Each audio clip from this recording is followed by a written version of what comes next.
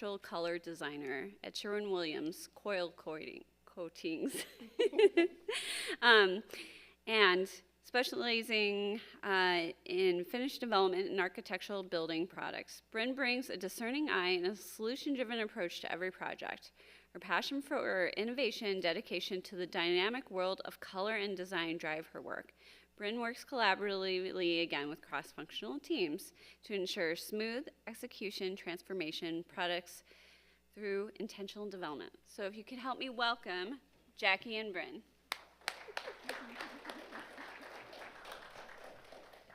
Good morning, everyone. Like Jen said, I'm Jacque Koyen, and I work for Spectrum Brands as a senior CMF designer.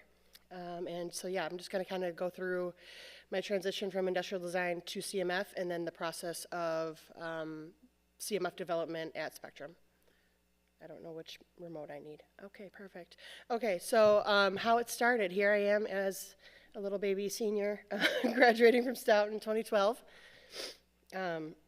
My senior project was about type 1 diabetic children and figuring out how to make a wireless insulin pump for them that was they're more familiar, more playful for the younger demographic. And I was really into pattern development, looking at different types of typography, color explorations with this, doing different things that you could customize for the consumer. So kind of unintentionally thinking about CMF, but yeah, just trying to figure out different ways to customize and really get the user intrigued. So after college, I got my first job at AMG International, which is a patio furniture place. We design patio furniture. A lot of our sets went to Menards and Sears. But again, kind of unintentionally knowing or doing the work of CMF, I was kind of pulled into looking at different patterns, different textiles, different coatings on our steel and aluminum framings, weave patterns, all that stuff was just really exciting to me, whereas my other two coworkers were more just into designing the form. So again, just kind of always been pulled in that direction. And then finally, in 2015, I started working at Spectrum Brands as an industrial designer. I was on the home team for about 2 years designing for Black & Decker, PowerXL, or not PowerXL, Russell Hobbs, which is more of an international breakfast and kitchen small appliance company. And then in 2018, I was pulled over to the PC side and started developing CMF for personal care specifically. So again, when I was an industrial designer on the home side, I was still being pulled into that CMF development. So looking at trends, storytelling, looking at kind of the white space with color, while also working on industrial design, building form, and whatnot. So why make the shift? Essentially, like I said, I've always kind of been intrigued by color, looking for that, developing that connection with the consumer, and telling the story through color palettes and finishes. So what changed? With ID, obviously, as you know, you're doing more focus on form and function. You're looking for more of a solution, whereas with CMF, you're kind of pivoting. Your solution changes to looking at how you can connect with the consumer, telling that story, implementing options for channel differentiation, and market trends. So some skills that I kind of had to pick up as I went along with my CMF career on the Remington side was trend forecasting. We did not do much of that at my prior job or my previous positions, so that was kind of a shift on my end to really understand how to look at trends throughout the market and how that's going to be implemented on product. Again, building that color and material strategy and not so much focused on the geometry of the form itself. And then, like Jen said, working very closely with our marketing, our new product development, and our sourcing teams. Oops. So just an overview of our process at Spectrum Brands from a CMF perspective. Like I said, we do a lot of trend forecasting. And then as we go along, we take that trend forecasting and we implement it into mood boards for each project that is briefed from our marketing team, just to kind of get the team's understanding our intent with what we want product to look like, or the communication that we want to have with our consumer. Then once we have CAD, we start implementing color, patterns, textures, all sorts of things, whatever's feasible on product. Then once marketing kind of gives the green light, we then move on to documentation and sharing that information with the vendor. And then finally, our vendors send us samples to color check and review to ensure that what we're putting out on market is accurate and what we intended. So just a kind of an overview of the process timing. I know this is kind of dry, but the first half is very industrial design heavy. So just like in school, you're doing your, you're getting your brief, and then you have your concept, your refinement, and finalization. Once our marketing teams, like I said, give us the green light, then we go have a gate 3, and we essentially propose what we want to do to our financial teams and our upper management, and they either red light or green light if something lives or dies. If it lives, then we get money to cut tooling and move forward. So we, our industrial design team and our CMF teams share CAD with our vendors at that time, along with what we call a CMFR, or a color, material, and finish release, which is a document that specifies everything that we want the product to look like, so that our vendors know exactly what they're implementing on product. After that, it's less so industrial design heavy, but CMF is still implemented. So we're looking at samples and whatnot, and I'll kind of just go through an example of a project later. Looking at roadmaps and timing, just to kind of give an idea of how much work there is. This is showing our fiscal 25 and 26 into 27 roadmap. And this is specifically for Remington. So there is also Black & Decker, Russell Hobbs, PowerXL, George Foreman, the list goes on. But the peach color is women's and the gold color is men's, so you can see how our projects kind of overlap. So you may be getting briefed on a project. So as you can see, kind of for 27, we're about to get briefed next month with a lot of projects. But you're still kind of finishing up your projects at the other end with looking at samples and communicating with the vendor. So trend. I'm not going to get super heavy into this just because there's going to be more discussion about this later. But from a Spectrum Brands perspective, we look at 3 macros to develop our trend forecast. We start developing 2 years in advance. So right now we're working on 2027. And we kind of have 3 criteria that we look at that goes into kind of the recipe of our trend book. So the first one, uncertain reality, is more of like external issues or global aspects, events that are happening with, politics or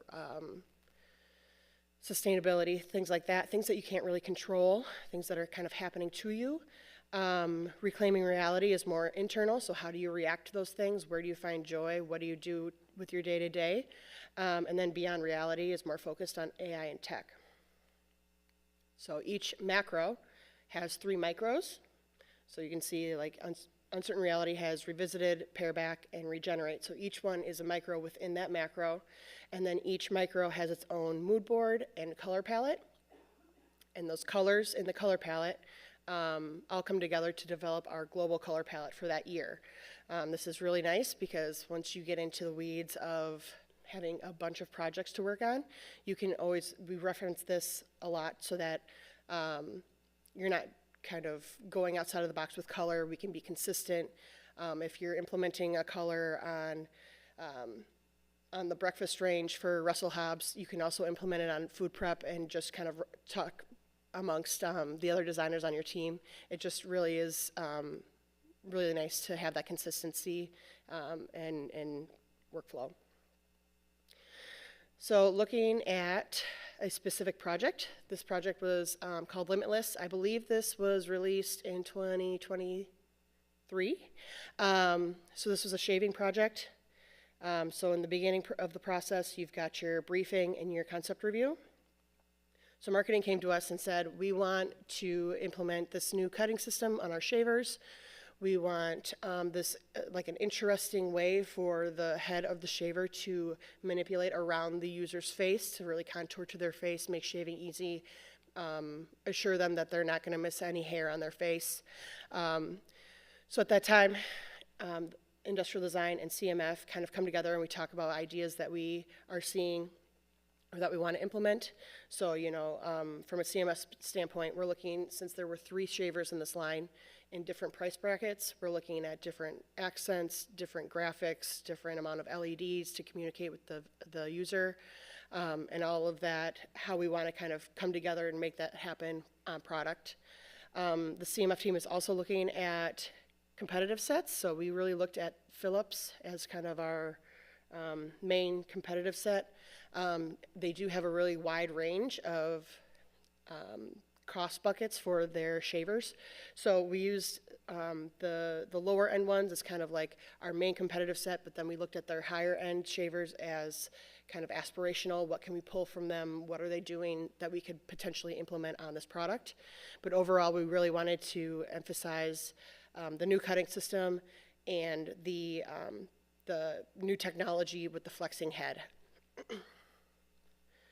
So CMF will usually pull together a document of images of kind of aspirational, inspirational imagery that we're looking at. So if we're wanting to implement texture patterns or a deco or, you know, whatever, we're looking at to apply to products so that industrial design can kind of think about that as they're concepting. And then we get into color. So refinement, review, and finalization is where CMF is able to spin color on product.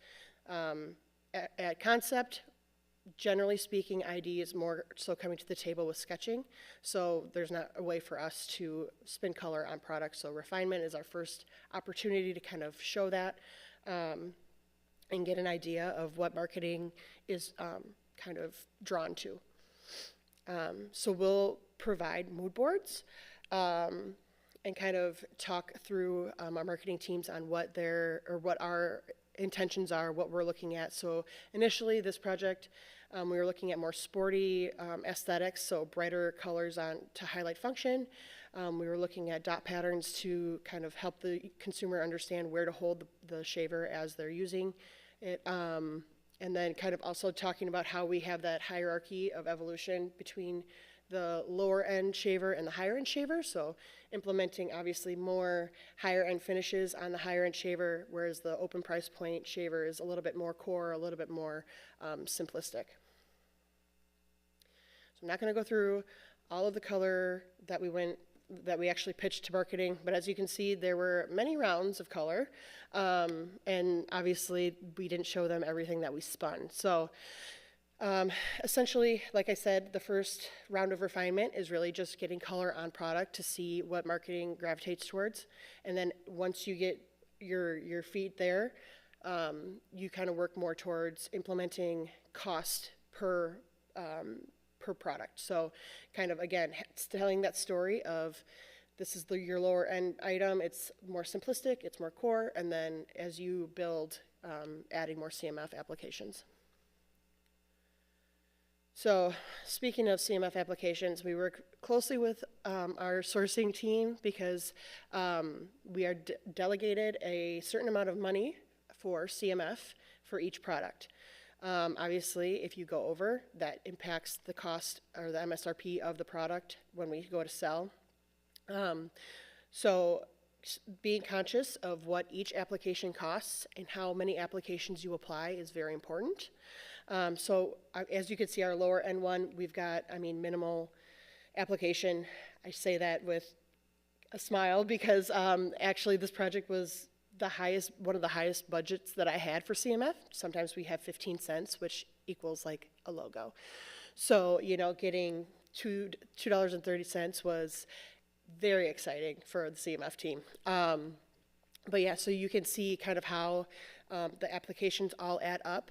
So we're looking at, implementing laser etching on the skin supports around the blades. We're looking at graphics. We're looking at different LED colors. All this affects what you, how much money you get, or how much money you spend. So texture and pattern. Like I said, we were looking at ways to help the consumer kind of understand where to grip the shaver. So the way that we did this was the industrial designer gave me line work from SolidWorks, and I went into Illustrator and I started kind of plugging and playing, putting in different patterns that kind of reflected the form of the shaver.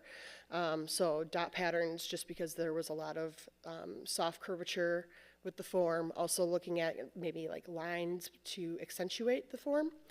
And then at Spectrum, we're able to 3D print and kind of hand out these prints to other people and get feedback, which is really helpful and effective, because sometimes you're thinking you're going down one way and then you find that people are not reacting to it the way you thought.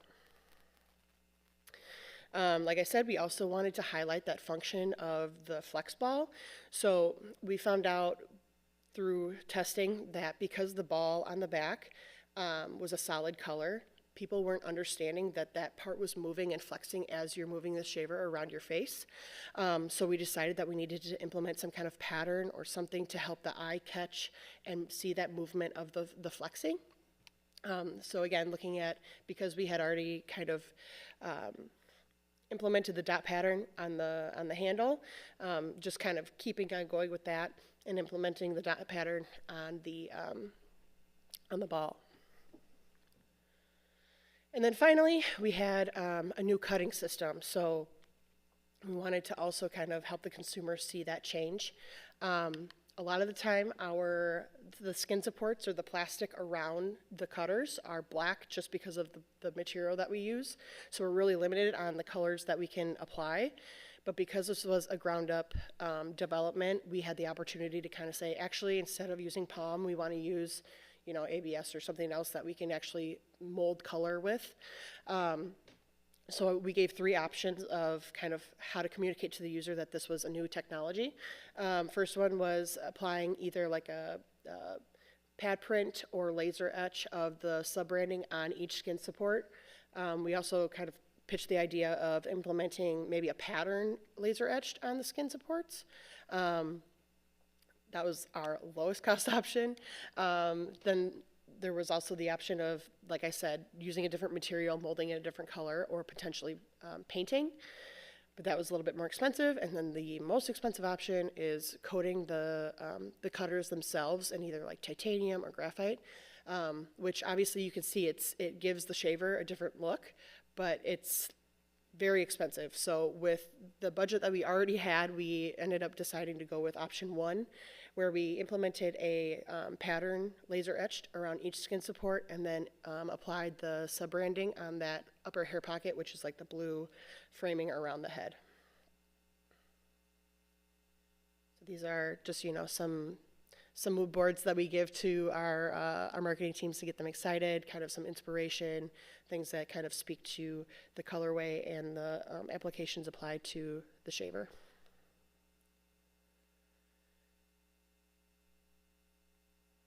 So once we get the green light and everything's good to go, we get that documentation ready for our vendors. Maybe. It's thinking. But this document is really tedious. We call out every single part that is visible to our consumer with the way that the treatment of the plastic or the material, the color, and then the overall finish. We also specify accessories. If a part has more than one texture, we go into detail on where that texture is applied. If there's a special effect, so on these shavers, which, Jen, did you pass around the shaver? Oh, they're over here. Never mind. Yeah, if you want to pass those around. Sorry, I forgot about that. But the panel on the front panel of the shaver is actually back painted, so you get this kind of depth with the clear plastic. Just kind of these little details that we wanted to implement to kind of make the shaver feel a little bit more sophisticated. And then finally, we also implement, or we specify all the graphics, the sizing, the way that it's applied on product, and the color. So again, very tedious, a lot of detail, but it really helps communicate with our vendors on what our expectation is and what we intend the final view of the product to be. So then engineer builds and sample reviews. So once you're done spinning color and figuring out what the overall product looks like, you are not done. ID works with the vendor to kind of get to a point where we have final mechanical CAD, and then CMF kind of goes until the end of the development phase where we are looking at samples, we are getting feedback. So this, I mean, typically you'd like to have two rounds of engineer builds max. I've had projects where it's been 5, which is painful at times, but it's really important for us to be able to see product in person and have hands on it and give that feedback directly to our vendors so that they can make the changes timely or in time for the launched X Factory. The other reason why it's really important for us to have eyes on these samples is that these samples a lot of the time are used for photography, and then that photography is put on pack. So it's really important that we stay on time, because otherwise everything gets pushed out, everything's late, people are freaking out. So it's important to stay on time and hope that the vendor can execute the applications. And then finally, we are at production trial samples, which is essentially your last look before the product gets put on a carrier and sent across the ocean. If there are changes to these samples, then they end up being running changes because there is no time to adjust the product. And then,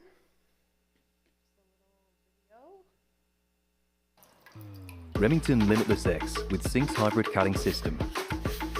For a shave that feels comfortable and close. Ooh, too close.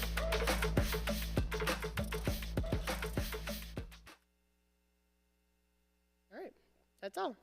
Thanks. It's already on there. Yeah, with the slides.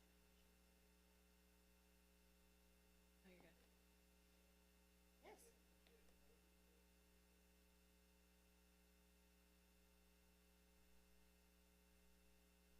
Yes.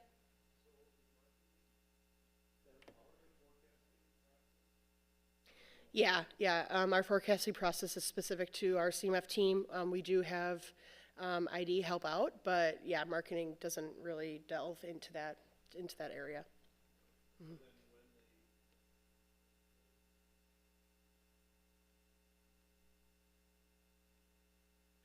Partially, when we show product or color on product, we also apply or show trend support so that we can kind of help guide them a little bit and tell them what's coming up, what they can expect to see. And then, because a lot of time we do get a lot of feedback of like, this isn't familiar to me, I don't feel comfortable with this, and so we have to support, or we have to show support material to kind of help them feel a little bit more at ease. Mm-hmm. Yeah.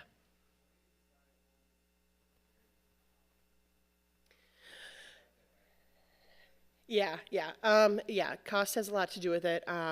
Generally speaking, we try to show, it depends on how many products are in the platform and kind of how quickly we need to move. But generally speaking, we show 3 to 4 color options just because we don't want to overwhelm our marketing teams. And if we give too many options, then Frankensteining starts happening and weird things happen. So yeah, trying to consolidate and show what we think is best and go from there.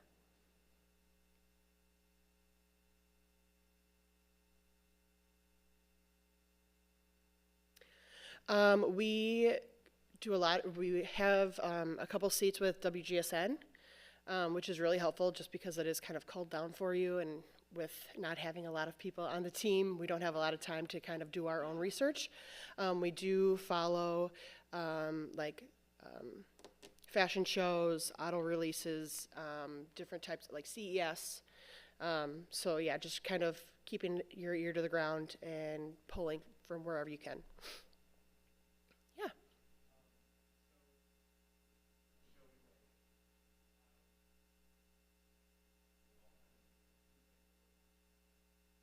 Mm-hmm. Yes, because we are implementing this new timing strategy where we are working to get all of our content ready so that when we go to do photo shoots and asset creation, everything is ready 3 months ahead of time. So, so yes, it has definitely condensed and kind of put a lot of stress on the design team in general. But yeah, this is something that we're starting to implement now just to kind of help our packaging end of things. Yeah.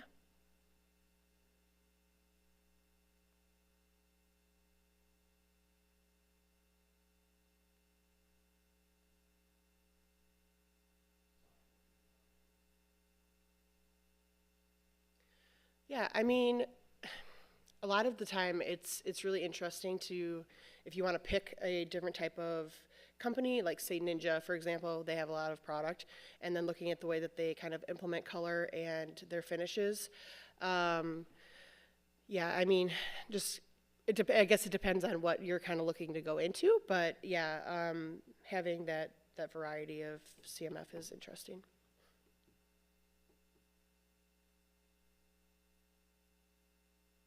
Yeah.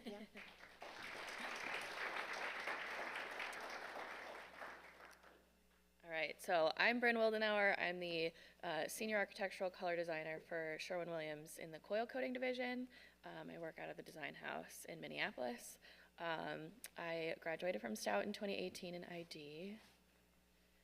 So I just wanted to go through like a brief overview of my journey. So graduated from Stout, and then I also interned at Ashley Furniture.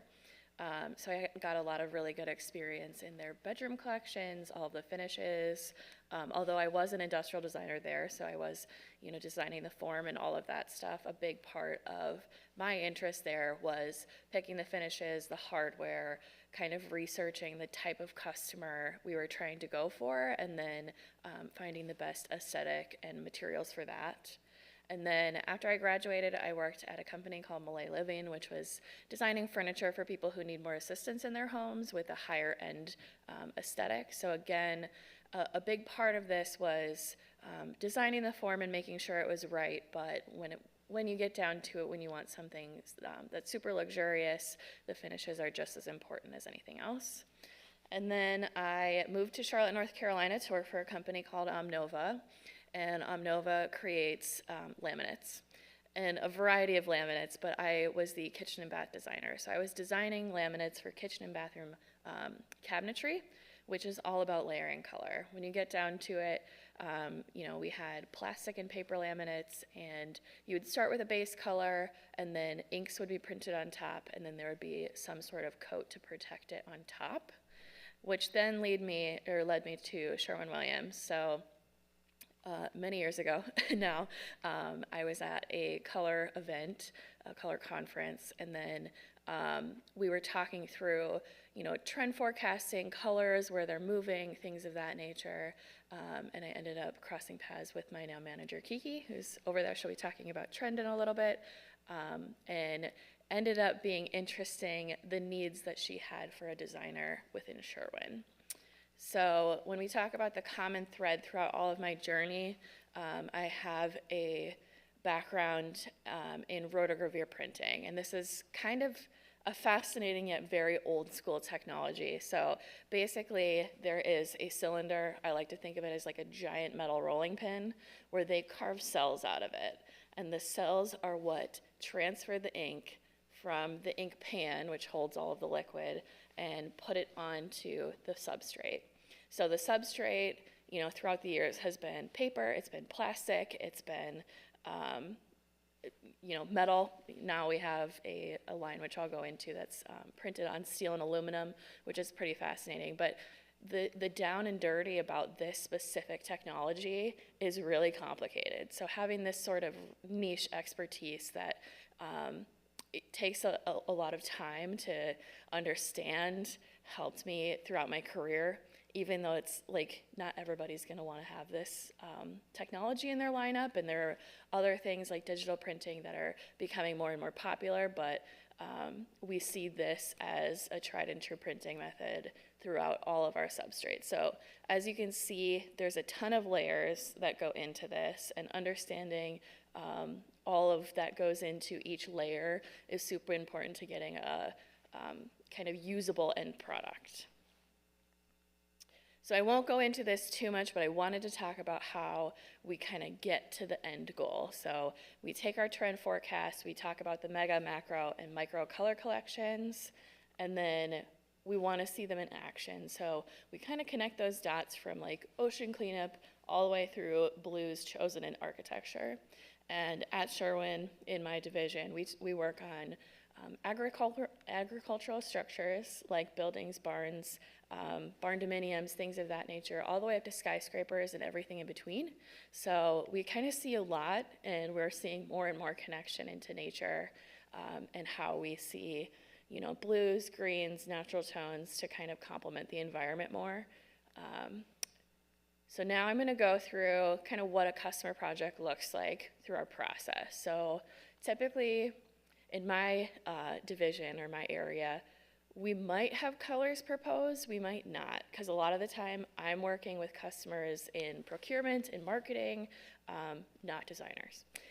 So we'll work with them on kind of where they want to go. Either we'll propose colors or they will, and then we'll have our chemists develop options within that color space, that texture space, that resin technology. And then we'll bring everybody all together, the main stakeholders from the customer, and then hopefully somebody from our chemist team, and then us, the designers, and then we'll workshop it. We'll talk about what their sales look like, what their goals are there colors they want to discontinue, because that's kind of a heavy burden on a lot of procurement teams. Change is hard. And then we'll work through that. We'll get approval for color standards from the customer, and then we'll have our team make production quantities and go through all the quality checks there. And then we'll see the product end up on buildings or HVAC units or appliances, or, the list kind of goes on. So one project that I wanted to connect back to that rotogravure printing, I started this on my first day in 2020, so it was on my timeline about a 4-year project. So Jackie's talking about much quicker turnarounds on projects. This one was very long, and we finally made it out to market, and everything is going well. But we came out with a collection called Emulate, which is 3 major collections, so wood, stone, and metal. And from there we have 30 products for the collection. So a big part of this was pattern development, so making sure that we can, in one single ink pass, which is crazy, get all of the depth and all of the detail that we're looking for in the patterns. And then also using some existing patterns. So, a lot of people who make coatings, printed coatings, have existing oak patterns. So we made some universal color choices that would work with just about any oak pattern. But we also developed about half of the patterns were brand new to the kind of lineup in the industry. So our goal here was to inspire people to think about coatings differently, patterns differently, and make it more of a luxurious look and feel, rather than something that was seen as dated, because a lot of it was like very yellow oaks, and we have some weathered metal, and it was like very coppery and not super appealing, so people didn't want to spend the premium to buy it. But now we've kind of refined this collection to fit the agricultural market, the high-end, high-rise market, light commercial. We kind of tried to cover everything, so then we were inspiring to all of our customers. I got. Any questions?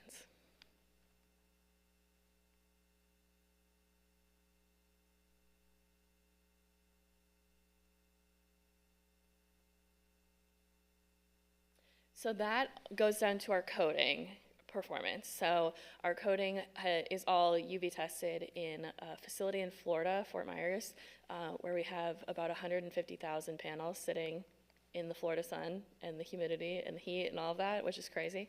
And that is all tested and has great warranties, so it won't, it's warranted to not fade for 35 years. So it has a pretty long lifespan.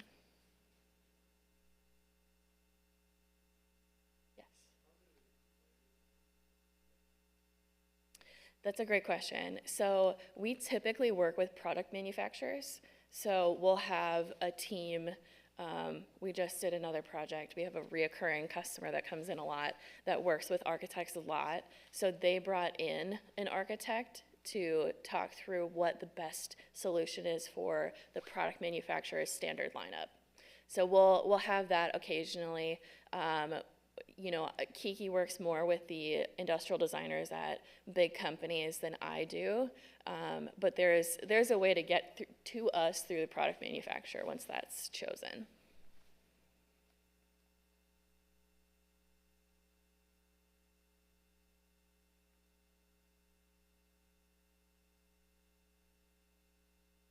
Yeah, so the forecast that we publish, we say it's looking 5 to 7 years out. So we're ramping up, we're kind of being the early adopters of the trend, and then it will start to take off in 5 to 7 years, so then it has the longest lifespan possible. So we're looking further out than the typical, like the Sherwin paint store or even home goods, because of the nature of the, you know, the product has to last for 35 plus years.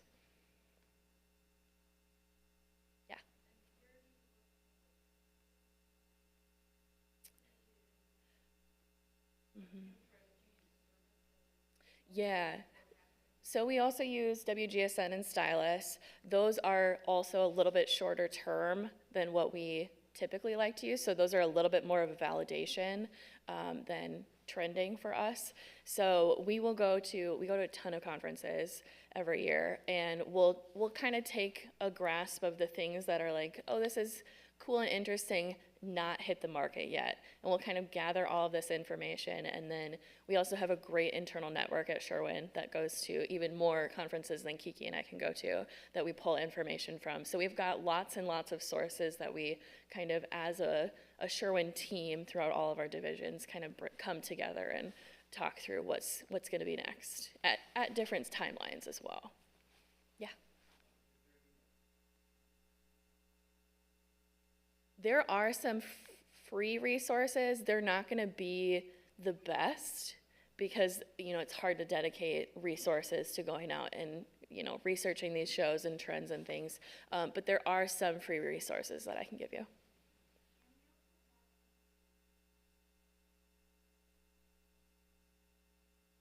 Mm-hmm. Yeah, I would utilize that 100%, just to even like research what a trend forecast or a trend report looks like.